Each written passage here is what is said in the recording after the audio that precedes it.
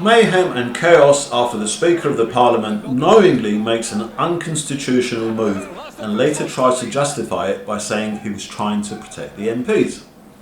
So what happened, and who was the Speaker of Parliament, Lindsay Hoyle, trying to protect the MPs from? To explain the intricacies of the parliamentary procedure and why it was unconstitutional will take some time to explain, but let's just suffice to say what the Speaker of the Parliament did before the ceasefire in Gaza debate in the Parliament was unconstitutional, and he was told this in writing by the clerk, and he knowingly decided to ignore the clerk who's there to advise him on what is constitutional and what is not. Just digest that for a few minutes. The Speaker of the UK Parliament, the House of Commons, knowingly and intentionally did something unconstitutional.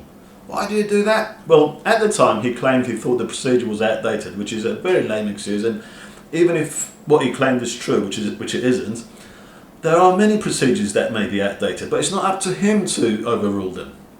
Later on, however, he admitted the real reason was to protect the MPs. Protect them from what? From the pro-Hamas mob who were protesting outside the Parliament, intimidating the MPs inside, including himself, the Speaker. He did something unconstitutional because he had shit himself from the pro-Hamas mob outside and was trying to appease them.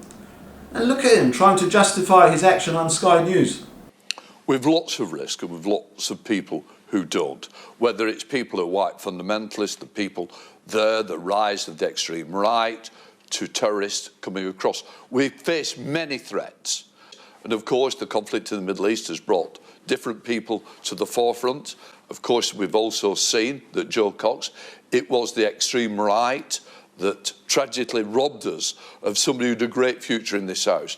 The fact that we saw terrorists, lone wolves, who self-radicalise at home, taking, and tragically, David Amess was also taken from us. That's why I've got to work with whatever the threat is at the moment, working with security, working with the advice of the police and security agencies to try and ensure we are doing everything we can to protect the members, but also this about protecting democracy. Not once can he bring himself to say Islamic extremism. He refers to lone wolf or keeps going on about white fundamentalists. Never Islamic extremists. The coward Speaker, representing the coward establishment, has shit his pants like the rest of the establishment.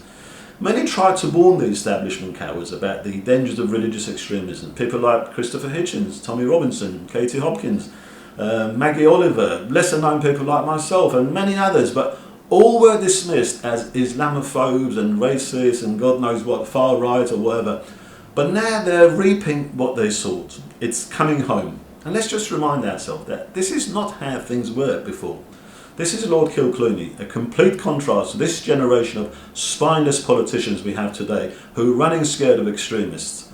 Here I am with Lord Kilclooney, an old school politician who could not be intimidated. On 25th of February 1972, he survived an IRA assassination attempt in Armagh in Northern Ireland. He was hit 5 times in the neck and in the head. His bodyguard was killed, but he survived after extensive reconstructive surgery to his jaw. He even read his own obituary in the hospital as everyone thought he was killed. But was he intimidated? Hell no. It was different back then. Men were men and not cowards.